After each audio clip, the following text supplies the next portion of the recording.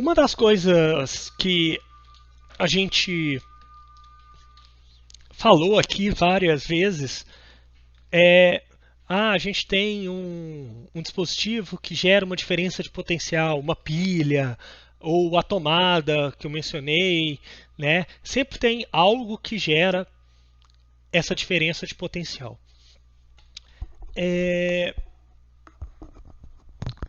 Esses equipamentos, eles são exatamente, eles definem algo que mantenha essa diferença de potencial, né?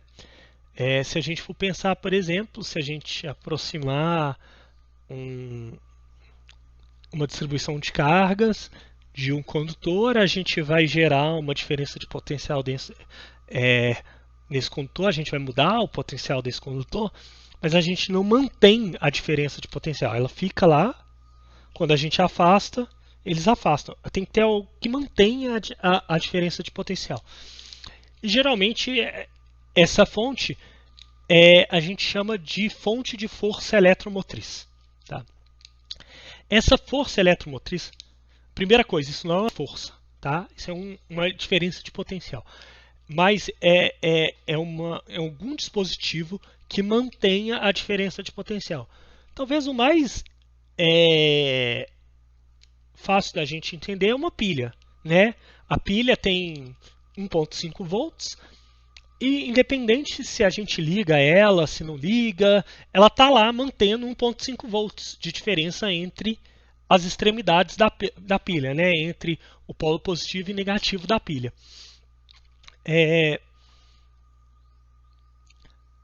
Então, tem algo que mantém aquilo de 1.5 vezes. Na pilha, em especial, é algo químico, né? A gente tem alguma separação de íons ali e quando a pilha vai gastando, vai havendo essa recombinação dos íons, tá?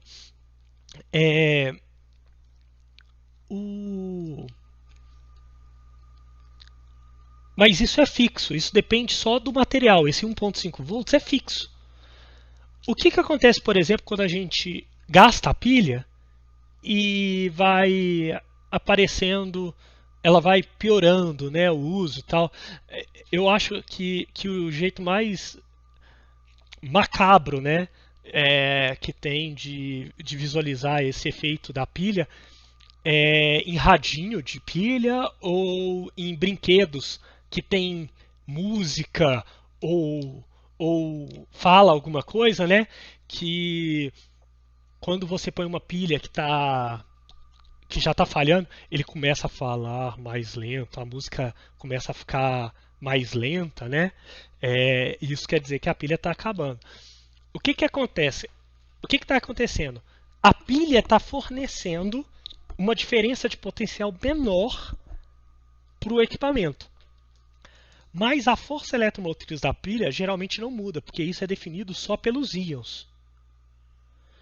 O que está mudando é que aparece uma resistência interna maior, né, que faz com que a diferença de potencial gerada pela pilha no circuito diminua. Tá? Então, o que a gente vai ver no nosso circuito, por exemplo, se a gente medir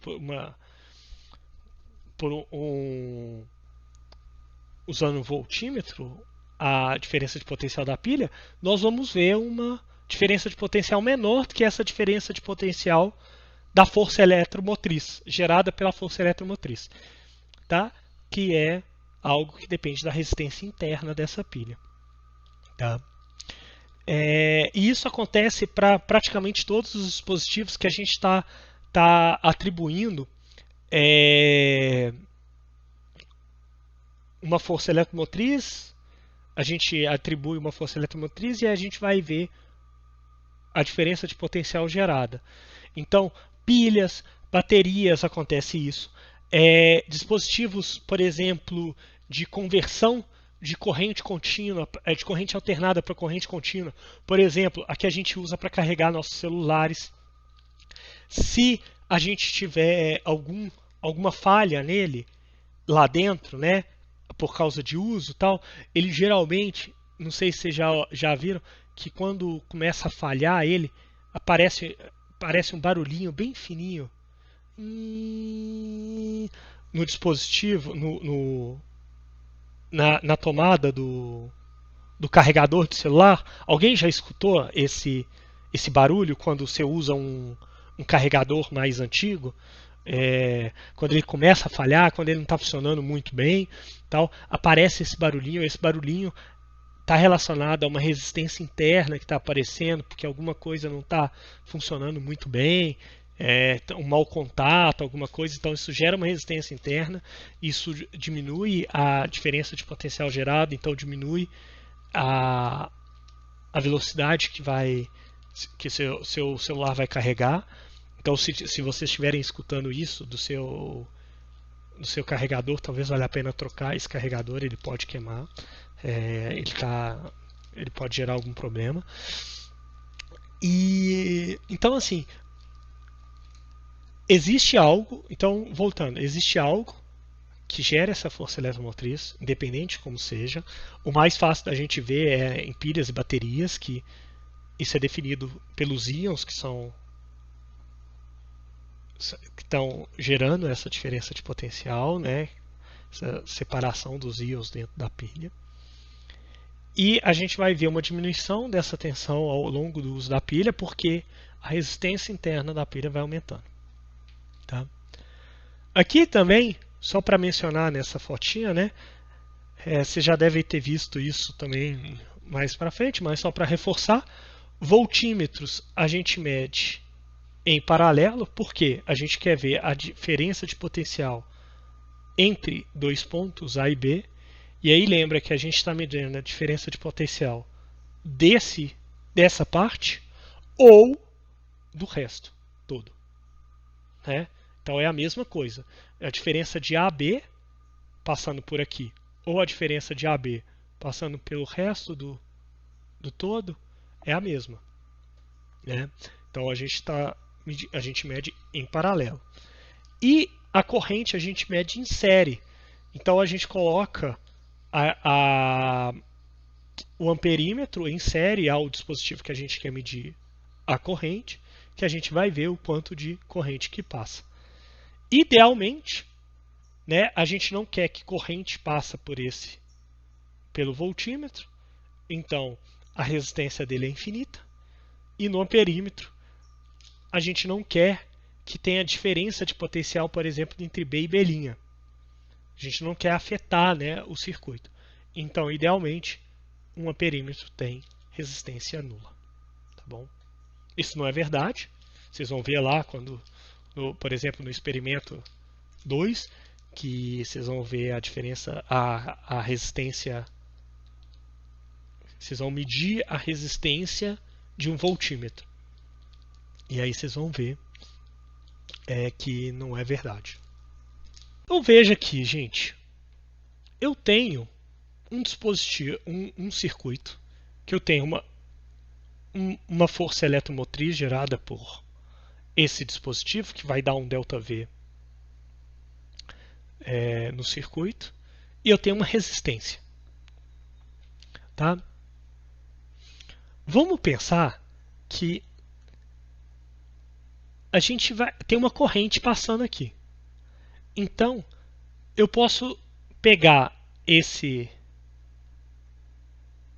a minha carga, né, pegando uma carga DQzinha, eu posso pegar ela e andar, deixa eu apagar aqui, eu posso andar ela nessa direção aqui, né, eu vou ter uma energia sendo gasta para fazer isso, ou eu posso pegar e jogar ela direto para cá. A princípio, independente de qual caminho que eu faça, eu tenho que